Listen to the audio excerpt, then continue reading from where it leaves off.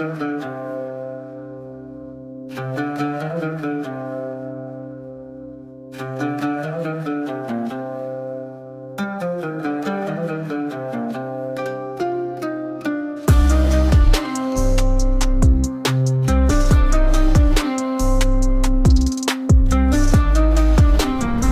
Hello and नमस्ते everyone, welcome back to the channel. Hope सबैजना सन्चै आरामै हुनुहुन्छ होला।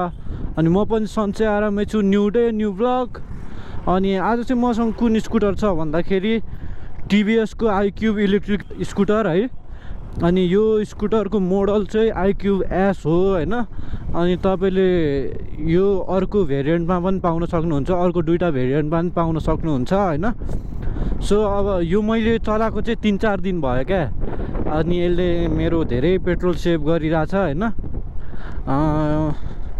त्यही हो। अनि अहिले चाहिँ कति ठ्याक्कै 12 बजिरहेछ। अनि म अहिले काममा जाँदैछु। यसको रिभ्यू भिडियो पनि आउँदैछ है। यो 10,185 किलोमिटर गुडिसक्यो होइन। यसको रिभ्यू भिडियो पनि चाँडै आउँदैछ। यो भिडियो पछि म रिभ्यू भिडियो बनाउँछु होला होइन। यस्तो दामी कुद्छ यो स्कुटर बाबा। यसको रेन्ज चाहिँ 105 भन्छ कम्पनीले, तर बढी नै दिन्छ क्या। यो इको मोडमा मात्रै चलायो भने बढी नै दिन्छ क्या यसले। 110सम्म त इजिली दिन्छ यसले। धेरै दिन भएको थियो भिडियो नहालेको होइन। ब्रेकिङ पनि ठिक छ यार, झ्याप। तर अफ रोडिङमा चाहिँ अलि मलाई गाह्रो लाग्यो यार यो स्कुटर। गाह्रो भन्नाले नि अलि अगाडिको सस्पेन्सन कस्तो लाग्यो क्या अफ रोडिङमा। नत्र त बब्बाल छ स्कुटर, बब्बाल।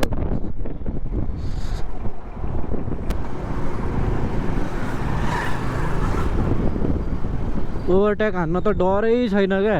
मेरो पहिलाको जुपिटरमा चाहिँ ओभरटेक हान्दाखेरि डराउनु पर्थ्यो होइन। नतान्ला कि भन्ने हुन्थ्यो।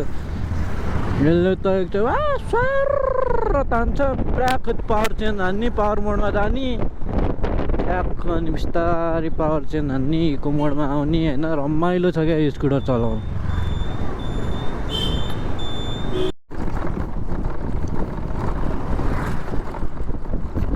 यो स्कुटरमा चाहिँ के एडभान्टेज छ भन्दाखेरि इलेक्ट्रिक स्कुटरहरूको मध्येमा होइन, यसमा चाहिँ motor direct motor hub motor भएको भएर ओहो मान्छे मारियो रहेछ।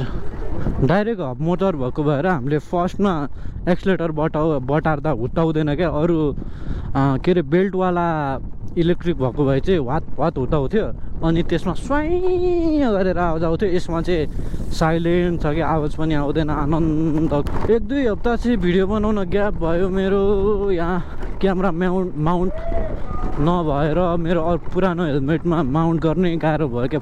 फुस्के गर्ने भएर भिडियो बनाएन होइन। अनि अहिले चाहिँ मैले यो नयाँ हेलमेट किनेको छु। अनि यो क्यामेरा केस पनि किनेको छु होइन। अनि अहिले चाहिँ जे होस् बेटर, इजी, आनन्द, केही गर्नु पर्दैन। ट्याक्क क्यामेरा माउन्ट हाने हिँड्यो टाइपको छ। नत्र पहिला एडप्टर कता अड्काउने के गर्ने हुन्थ्यो।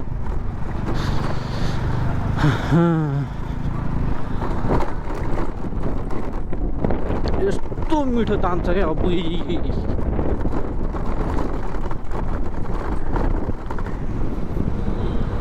त्यहाँबाट जानुपर्ने हामी। अनि यदि तपाईँहरू यो सरी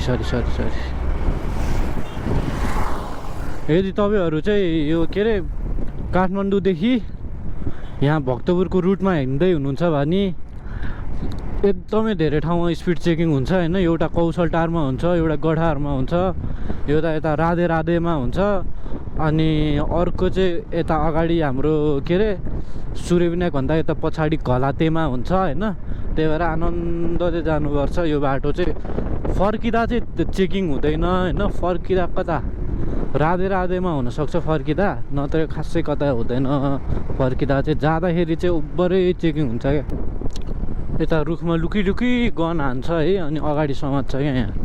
अस्ति म एकचोटि भागेको पनि छु। भाग्नुपर्छ कहिलेकाहीँ। यहाँ नि फिस टनल खोलाइ रहेछ यार। तर नेपालमा फिस टनल त खोल्नुभन्दा नखोल्नु नै बेटर हो यार।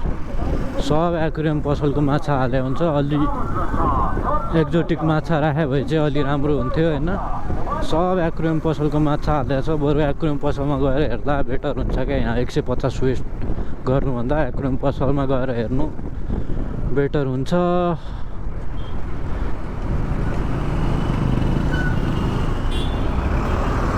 ओहो यता नि अहिले के अरे स्पिड क्यामेरा राख्न लाग्छ जस्तो छ माथि, के अरे पुलमा राखिरहेछ यार।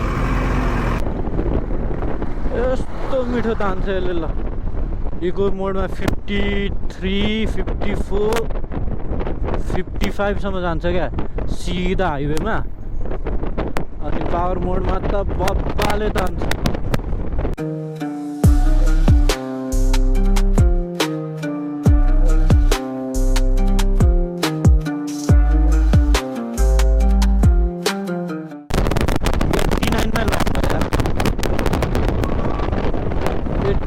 लक हुँदो रहेछ। यो धेरै पुरानो भएर नि होला होइन, नत्र त 90 क्रसै हुन्छ होला नयाँ नयाँमा त। 10,000 गुडी छ यो। यस्तो मिठो तान्छ नि।